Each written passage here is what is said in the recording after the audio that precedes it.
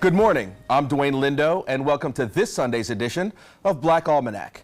Today, we have Rodney Jones, president of the Manatee chapter of the NAACP, to find out his efforts in getting in the vote this year.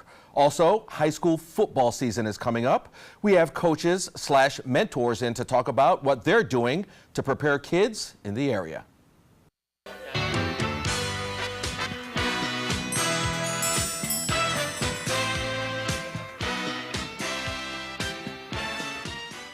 Well, we have a stacked show today for our first block. Rodney Jones, president of the NAACP Manatee chapter. Thanks for being here. Pleasure. Glad to be here.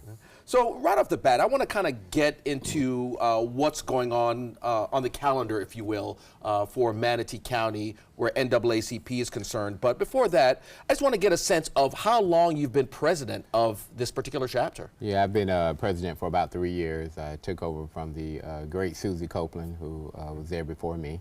I've served as vice president under two presidents, Theodore Jenkins and Susie Copeland, and I took over the presidency when she left. Right. Now, obviously, you have storied history there. You know, there's two folks that you had to take over for that has been in the community for a long time. Correct.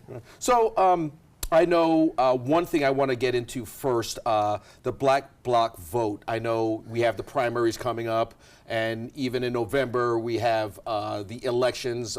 Folks have to know. Last week we talked about the amendments. We went over the amendments. It's a lot on the ballot. Tell me what this is all about. It's all about change. I think not only black people, but people in general are tired of the current politics. So what we've decided to do in Manatee County is to organize a Black Bloc vote. Somehow people seem to get disturbed when you say black for some reason, but what we're saying is people that live in those indigenous, what are historic black communities. We know that those communities are now some of the most diverse in Manatee and Sarasota County. You have Creole, Haitian Creole, you have Hispanic, Latin, you have white, you have black. You're very, very diverse and eclectic communities. And so what we're asking everybody to do is come together and turn out to the polls for one, but we're going to put all our votes behind candidates of our choice. So we'll be asking those that live within that historically black community to put those votes together, and we'll be voting all one way. We're forming a voting block. Now, is there any, do you have any programs or maybe folks on staff that can possibly explain some of the amendments, or is that something that NAACP has? Or we've actually taken it from A to Z. We currently have a committee right now, currently as we speak, actually vetting everything from the governor on down, the judges, all the amendments, and putting them kind of in lay terms for people to understand. And then within those, this Black Bloc vote again, we'll be selecting which ones we think will be best for those minority communities, and that's who we'll be supporting. Now look, this is something that I think personally, and you'd have very few people agree that this is something that's needed in the community. I want to hear from you, your perspective. Why is this Black Bloc vote needed in communities as diverse as in Manatee County? Yeah, I think that the evidence speaks for itself. When you look at our condition, you know, after 400 years in this country, you would think it would be better. We wouldn't have to push so hard. You know, we wouldn't need it. If the Constitution was truly built for us, you wouldn't have to have so much legislation along the way to ensure that equality existed. So we're tired. So what we plan on doing is basically, well, a couple things have occurred. We've looked at the Democratic Party and we've looked at the Republican Party in Manatee. There's roughly about close to 25,000 more Republicans than there are Democrats in Manatee County. So, you know, they may or may not be as concerned about our vote because we historically have not shown up in numbers.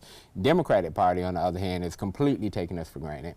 You know, we've supported the Democratic Party hook, line, and sinker for years, and I asked at a party function, there were a lot of Democrats there. I asked them, I said, name one thing that you can hang your hat on that you've done for the minority community here over the last decade. I'll give you a decade to pull something out that you can really celebrate that you've done for the black community. Couldn't open their mouth. Couldn't hang their hat on anything. So we think we need to look at our own interest, and not let our party come in and set an agenda for the community. The community sets the agenda for the party. So we're exerting ourselves, and it's long overdue. We should have did this a long time ago. So this is ground that should have been tilled a long time ago. So we're just exerting ourselves. Right, and you know, I've spoken to you in the past. We've spoken many a times. One thing I know you are passionate about is looking at both sides, not just, again, you know, there's possibly one party taking a certain group for granted. You're telling folks, folks that actually want help, hey, look at both sides. Here's what this party's offering, and here's what this party's offering. Yeah, and really, we're trying to actually supersede party affiliation. Because it seems like the party has become almost like a small god in some ways, and we're trying to break people of that to realize that the needs of the community comes before any party line, so to speak. And then if you really look at the two-party system, there's a problem with it. And it was identified when it was written. It was identified by John Adams. John Adams was the second president of the United States and went on, second president of the United States and was the first vice president under George Washington. Right. He is quoted as saying that the two-party, paraphrase, that the two-party system would lead to our demise. It is the most catastrophic thing introduced to the Republic, because that two-party system would eventually divide off and they would only serve their own personal interests. And that's exactly what we have now. So whether we believe it or not, we've got a broken government. I mean, it's evident that we have a broken government anytime things are so split down party lines. So that hasn't benefited us as a community or as minorities, whether you be black, white, green, or purple, it doesn't matter. That hasn't benefited us. And the evidence is all around us. So why should we continue to subscribe to something that hasn't benefited us? That's why we need to vote. We need to vote on character. We need to vote on what's best for our community. And really, Democrat or Republican, in my book, my personal book, it has no barometer where I live. Now, this black bloc vote, is it a certain period of time? Is it one meeting with one venue, or is it a week-long event? How does this work? Yeah, what we did was we organized our own candidate debates. We called them the Black Bloc Vote Debate Series. We started this late, only a couple months ago, so we were only able to pull together two. We had a District 2 County Commission race with Charles Smith and Reggie Bellamy. And then we had a school board debate with all the candidates there from Districts 2, 4, and 5. All the candidates were there. So what we do is basically we have the debate.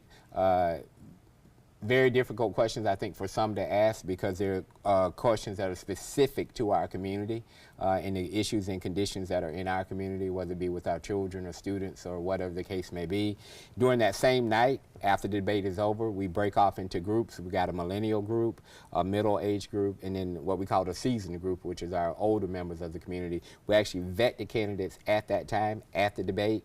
We convene, we sequester the candidates off to a conference room. We have an open discussion, the good, the bad, and the ugly. Everything comes up, and we come to a consensus on who we think would be the best person to support the issues that are in our community. And so we've come up with some candidates, and it's not put a disclaimer on there. The NAACP is acting as an organizing entity, because we're 501c4 and we can't support individual candidates, but we can organize. So the big premise is we got to get more minorities out to the polls. That's a given. And so we think with the excitement that this has created, and I think the pride that the community has in doing something for themselves, it has resonated. Well, yeah, and the whole point of, from my understanding, from where I sit, the whole point of this Black Bloc vote is to keep folks within the community educated, knowing what candidates are right for them. Absolutely. You hit it right on the head. Right. So in terms of the NAACP Manatee County chapter, what else is going on in the future, at least for the rest of the year? Yeah, well, we've got the general coming up, and after the primaries, we'll start our cycle over. We'll have more debates. We're trying to present a presence where you can't get around us. You have to come and hear this, and it's working. People know that they can't get around us anymore. They're having to come to the community to do these debates. If you don't show up, you run a risk of not getting that support. And in a very close race, that could be very consequential. If you've only, if you're going to win by a couple hundred votes, or some of these races are very close, the black community could very well be the swing vote for those elections. So we'll do this again for the primary. For the general election that'll be coming up in November, so we'll do the same thing again. We've got big get out the vote rally right before the general, even though we know vote by mail and early voting, you know, a lot of these decisions are already made. But for those stragglers, you know, we're going to have something to try to push them. We've got canvas activities that we're organizing, not the Democratic Party coming in and, you know, selling us an agenda. We've got our own agenda, and so we're doing our own canvassing and getting people out and get out the vote activities. We've got our Greek organizations, our Divine Nine, are fully supporting this effort. They're intimately involved, have been for quite some time. The Black Church has really shown up. That's a solid voting block for us. They are fully engaged and fully on board. So we reached out to Frank Alcock and Keith Fitzgerald down at the New College. Right, and they advised us on it. They said, you know, you don't even have to fill the tank up the first tank. You only have to move the needle.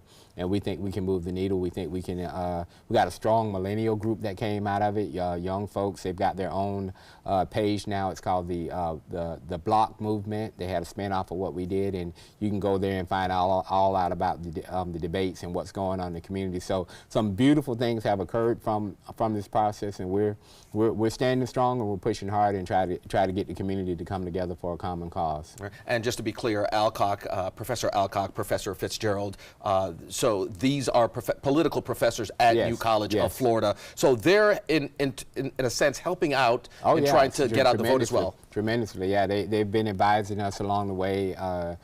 Keith Fitzgerald's been a lot of help just advising us on, you know, the history of the parties, you know, the history of the Democratic Party, the history of the Republican Party, you know, kind of giving us just facts, not made on any dog in a race or any type of emotion, just based on the facts. Right. Rodney, thank you so much. Before we even leave this morning, I want to get the viewers to get a sense of where they can look for, if they're looking for information on a candidate.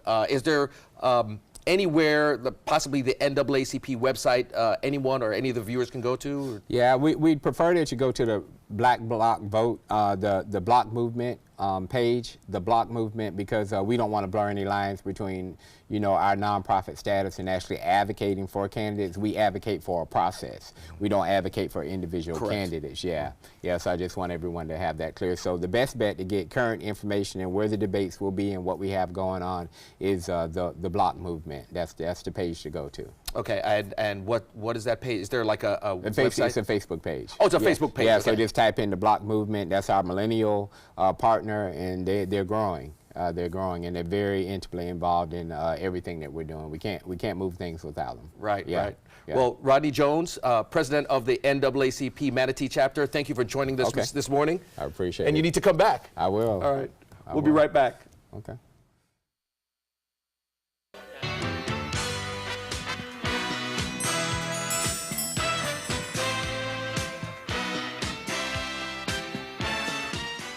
So I know it's a good morning because we have Sarasota's all-star team here, the football squad here. Chris Hannon, graduate of the University of Tennessee. Dumaka Atkins, Florida State, played under Bobby Bowden. Rod Miller played at the Florida A&M University. All-star cast right here, and they're doing a lot of things for the community. Dumaka, I want to start off with you. You know, summer vacation is over. You're the head coach for Booker High School. How many years have you held that the head coach title? One and a possible. I got the interim job 2 years ago, right, in the middle of the season, but last year was my first full season. This will be our second year as a coaching staff at Booker High School. Right, and you know, last year, obviously, the district that you're in, it was kind of a crazy football season. Your guys made it to the region. You guys were the last seed, but kudos to you to getting to the next round. So you start all over this year. Summer vacation is over. Players are back in school. What have you done thus far to plan for the upcoming season? Planning started last season. We got more organized. We got more buy-in from this group, and we got to work. You know, we go about our business as though nothing will be handed to us, and my kids are starting to pick up on it, and they want to get all of those crumbs off the plate so that we can get full. Now, I know when all you guys were playing, there wasn't a point system. Now there's a point system. You played under the point system last year. Let me get your thoughts on, do you think the point system is a better system than the system prior to having that for the state of Florida? I mean, what are your thoughts on that? Better, no. Different, yes. I think it's just what it is. I played under a system where there were at-large berths. I played under a system where there were just two teams from each district, and now this it'll be changed in a few years as well, and we'll say something else is going to be better. But right now, it's the system at hand, and we need to be as successful as we can in it. Right. Now I know. In the larger classes, you guys are 5A, Booker High School is 5A, obviously. 8 teams will continue to make the playoffs in each region, like it was last year, but there are going to be more teams. The smaller schools will move, we'll have 8 more teams going to the playoffs within the region. Obviously, that doesn't, you guys are 5A, but I mean, does that affect you guys in any way, shape, or form? Do you guys have any 4A schools on the schedule or no? Yes, we actually have 2, Clearwater Central Catholic and Cardinal Mooney. Both of those teams are smaller than that threshold, so they have a little bit more autonomy in their scheduling, which is why we like having them on our schedule. Gotcha. Now, Rod Miller, like I said, a Florida A&M graduate. You also played in the Arena League. I want to kind of get your sense of this point system. Same question I asked Dumaka, because I'm kind of curious as to what you think about this point system. You're knowledgeable in football. Football IQ is up the charts, in my opinion. What is your opinion on this whole point system for high schools? I mean, do you think it's pretty good or no?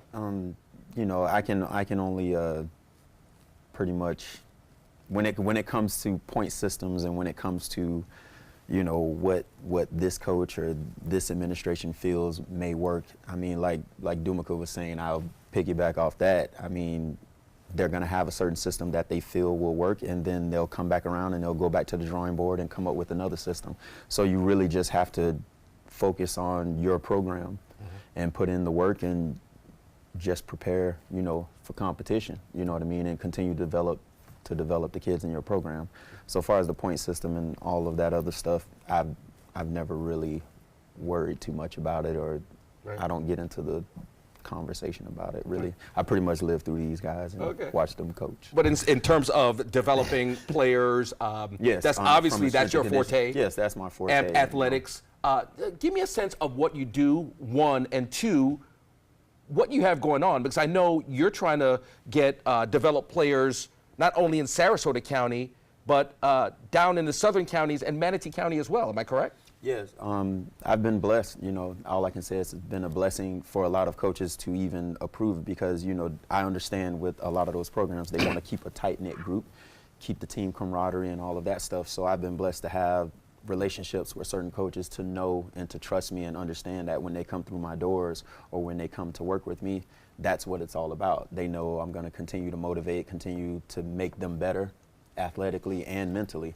So the thing is that, you know, it's a great opportunity for me to grow my company even more, to grow my brand even more and everything. And the fact of the matter is, it's not just about certain high schools or anything like that. We're trying to impact the entire community, and a lot of these kids, you know, I walked those same avenues and those same streets as they did. So being able to move back home and provide an elite level of training, you know, with testing and evaluation, and to help them get to another level because I've gone through it, it's a great opportunity, and I want to, you know, definitely continue to do that no matter what high school or who they play for or anything like that. So, you know, that's a plus for me.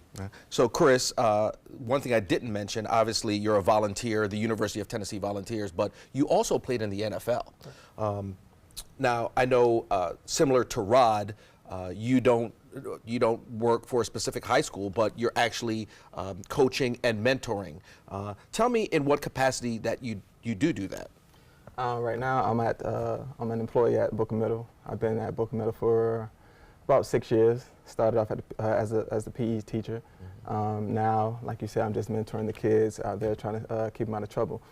Other than that, me and the wife got an opportunity to get a grant from the NFL. Playing in the NFL for 4 years, they try to look out for their former players, basically. So I got an opportunity from the NFL to go back to school and get my MBA, so I got that. But they give us grants each year to host our own football camps, and that's what me and my wife is doing now. So we have an annual camp. It's a free camp. We take the kids, get the best coaches from around, like Coach Doom, get the best trainers from around, like Coach Rod, bring them to one spot so we can teach kids techniques that they may not know and different drills that they may not have never seen. What ages? This year was 4 to 18, so basically preschool to high school. Anybody can come. We're trying to get it to the point that when the kids come, they can get free sports physicals, get whatever they need to get out of the camp. We have free food for them, live DJ, so it feels like an NFL camp. You know, you got stations that they're rotating while the music's going, and just trying to teach them lifelong lessons that they can just use throughout their life. Now, Dumaka, how important is it that you have folks like Chris and Rod who are from the area, you know, give back to the community, prep kids in their younger years to go on to high school, say to Booker or to Riverview or Sarasota High? I mean, how important is that? I'm thankful. Whatever I would say would be an understatement for the impact that these types of gentlemen have.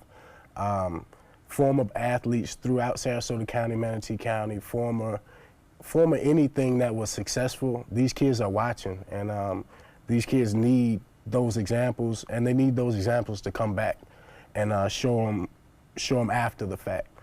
These guys, I'm pretty sure they're more valuable elsewhere, sort of the way I feel. Like, they can go somewhere else and make more money. They can go somewhere else and be praised more, but they came back home for a reason, and that's what this new town is. That's what this North Sarasota County is giving back to what you once were.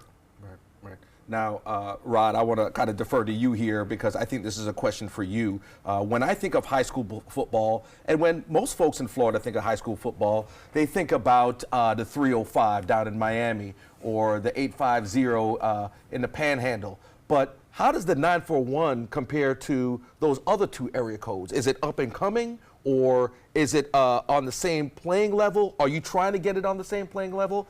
Compare those three area codes. I mean, with my competitive spirit, just like theirs, I really don't see much difference. I think it's just more with the exposure factor. That's one element that's missing. I think over the course of the last 2, maybe 3 years, I think apps like Huddle and all of that type of stuff, people are starting to take notice. I mean, those locations that you named, they're larger than our area. But if you look at Booker High School, Riverview, and all those locations, I mean, all of those other schools, we're producing a large number of kids, to continue playing, whether it be D3, D2, D1, or whatnot. I just don't think the information is being put out enough. Right. And that's where someone like Chris comes in, with who he's networked with, Dumaka, myself, and everyone else, to actually put that out there even more, because I think it's happening even more. It's just not being exposed. Right. Now, do you think the coverage is not there, I should say, but so far as a talent level, talent-wise, we're right there. We've always been there. Mm-hmm. I mean, you can check tape, check history, whatever it may be. I mean, because look, I every year, I've been here for a while, and every year I see one of the local high schools, whether it be Riverview, Venice, Booker, Sarasota. Normally every year, depending on what class, usually there's a school that goes deep into the regionals. So it's not like the talent is not here.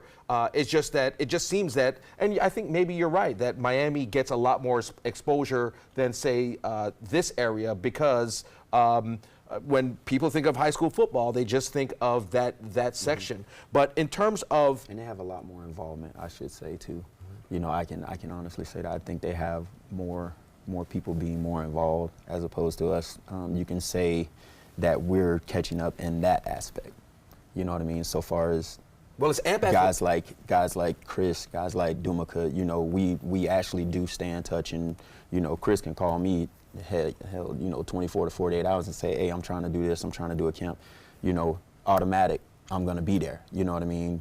Just like with Dumaka, with his student athletes that he coaches, you know, I know that that's gonna help his program. So you is know that what I part mean? of So- AMP Athletics to try to make sure that there's a little bit more exposure? Well, I know obviously kids are getting trained in terms of strength and conditioning. They're getting the strength and conditioning. Right. They're also getting the stretching and all of that type of stuff. So they, you know, I want to teach them. You know, if I'm not there to stretch you or whatnot, take that information, share it with the teammate. You know what I mean? Utilize what you're learning from what I'm teaching and pass it along. You know what I mean? That's how it should be done. I just think we need to pick it up. As young adults, as older adults, we need to pass that information down to the younger generation so that it continues. Right. You know, so I think we're doing a better job on doing that. Right. And we have about a minute left. Chris, I want to go to you. What has to happen, say, in the next 5 years to I guess, teach or try to get as much exposure to a lot of the kids here who play not only football, but different sports. But specifically here, we're talking about football because we're coming into the season. What needs to happen in the next 5 years to give this area a little bit more exposure? I know it's a loaded question. But, Right. Yeah. I believe what we're doing is a stepping stone. Yeah. But we're not quite there yet. We need more people like us in the community to help these kids, because a lot of kids don't know what's beyond Sarasota or what's beyond the 941, our community. Once we show them, you know, even we didn't know. Once we got on that college campus or on a visit, it was like, wow, you know, this is what we have. And that's a good thing with AMP Athletics. I have 5 boys, and they're all in the AMP track club, on the AMP track club, and they're being exposed. They go to Atlanta, they go to Miami, they go to Iowa for nationals. You know, you're seeing other people, you're seeing other things, you're seeing possibilities outside of this community. So right, and you're competing against other folks outside of Florida. So that's a huge stepping stone as well. Right. I think it has to be the collaboration. We have to collaborate more in this community. Everybody can't be a chief. Like I'm great. I'm a great worker. I'm a great warrior. Like I just so happen to have my own team. Right. So anytime AMP reaches out, or Camp 941 reaches out, or the Sarasota Seminoles, or the Robert L. Taylor Community Center, like anytime those people reach out, we need to be able to embrace it and try and help them reach their goals, because in turn it'll help us reach ours. Right. Dumaka, Chris, Rod, appreciate you joining us Thank you. this morning to talk about football. We will see you next week. Thanks for joining us.